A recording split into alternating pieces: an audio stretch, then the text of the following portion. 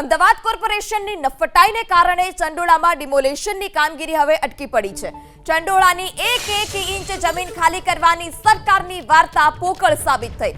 અખબારી અહેવાલો પ્રમાણે ચંડોળા તળાવમાં બુલડોઝર કાર્યવાહીને બ્રેક લાગી છે।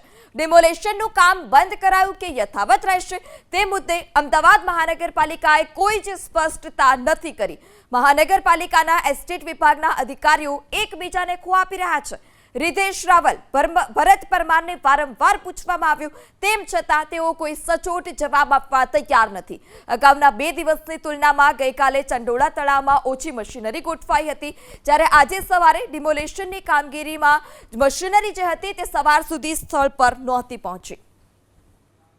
વધુ માહિતી સાથે સંવાદદાતા રાજલ પણ આપણી સાથે જોડાઈ ચૂક્યા છે। રાજલ પાસેથી વધુ માહિતી લઈશું। જી રાજલ, અગાઉની તુલના કરીએ તો 2 દિવસ સરખી કામગીરી ચાલી, પરંતુ આજે અણઘડ વહીવટને કારણે કામગીરી અટકી પડી છે। સ્થળ પર શું સ્થિતિ, કોઈ મશીનરી પહોંચી છે ખરી હજી સુધી? પૃથા, ખાસ કરીને આ 29મી એપ્રિલે આ અમદાવાદ ક્લીન જે ઝુંબેશ ચલાવવામાં આવી હતી, ત્યારબાદ 2 દિવસ સુધી કામગીરી થઈ, પરંતુ ગઈકાલથી જ જે બુલડોઝર ઉપર બ્રેક લાગી ગઈ છે। આજે ચોથો દિવસ છે અને ચોથા દિવસે પણ આપ જોઈ રહ્યા છો અહીંયા આગળ મશીનરી એટલે કે માત્ર ગણતરીની જેમ કે એકલ દોકલ જ મશીનરી છે તે અહીંયા આગળ ચંડોળામાં પહોંચી છે। પોલીસ પ્રશાસન અહીંયા આગળ સજ્જ થઈ ગયું છે, પરંતુ એએમસીની નફટાઈના કારણે આ આખું જે ઓપરેશન ક્લીન છે તે અટકી પડ્યું હોય તેવું લાગી રહ્યું છે। આજુબાજુમાં પણ આપ જ્યારે નજર કરશો, કારણ કે અહીંયા આગળ જ્યારે પહેલા દિવસે જે કામગીરી કરવામાં આવી હતી અને અત્યાર સુધીમાં 4000થી પણ વધુ મકાનોને ધ્વસ્ત કરી દેવામાં આવ્યા હતા, તોડી પાડવામાં આવ્યા હતા, પરંતુ તેનો જે કાટમાળ ખસેડવાની પણ તસ્તી છે તે પણ પ્રશાસન નથી લઈ રહ્યું અને માત્ર ને માત્ર વાર્તાઓ જ કરી રહ્યું છે। ખાસ કરીને જે એસ્ટેટ વિભાગ એકબીજાને ખો પણ આપી રહ્યું છે।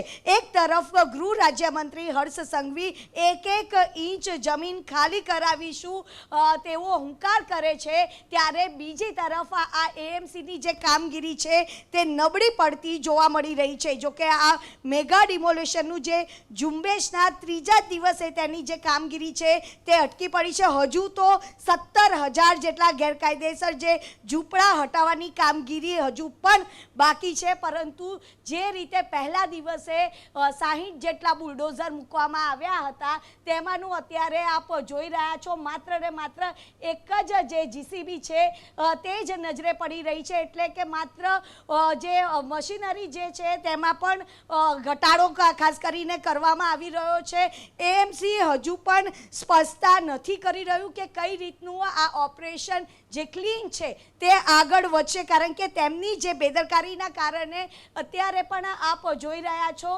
ચારે તરફ જો નજર કરીએ તો માત્ર ને માત્ર કાટમાળ જ અહીંયા આગળ જોવા મળે છે। પહેલાં મોટી વાર્તાઓ કરવામાં આવી હતી કે જ્યારે પણ આ ડિમોલિશનની કામગીરી થશે ત્યારે તાત્કાલિક ધોરણે આ કાટમાળ હટાવવાની જે કામગીરી છે તે કરવામાં આવશે, પરંતુ આપ જોઈ રહ્યા છો જે રીતની પરિસ્થિતિ છે તે અહીં આગળ નજરે પડી રહી છે। ખાસ કરીને ચંડોળા તળાવમાં એક ઇંચની જે જમીન ખાલી કરવાની જે વાર્તાઓ છે તે પણ અત્યારે પોકળ સાબિત થઈ રહી હોય તેવું લાગી રહ્યું છે। ખૂબ જ નબળી કામગીરી છે તે મ્યુનિસિપલ કોર્પોરેશનના દ્વારા કરવામાં આવી રહી છે અને ટોચના અધિકારીઓ પણ કોઈ પણ પ્રકારની સ્પષ્ટતા કરતા નથી કે ભાઈ આ કામગીરી શા માટે અટકાવવામાં આવી છે।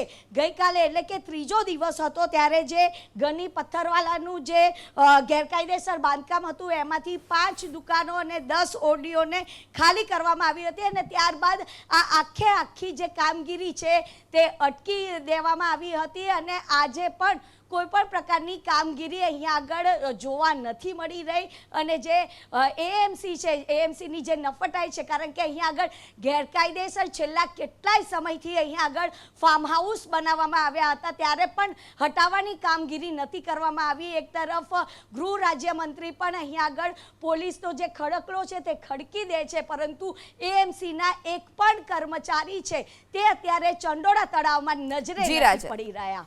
જી રાજલ, સમગ્ર માહિતી બદલ આભાર. તો જે રીતે વાત કરીએ તો 2 દિવસ કામગીરી સરખી ચાલી, પરંતુ જે એએમસી છે તેના નગરોળ પ્રશાસન અને આ નગરોળ વહીવટ અને અણઘડ વહીવટને કારણે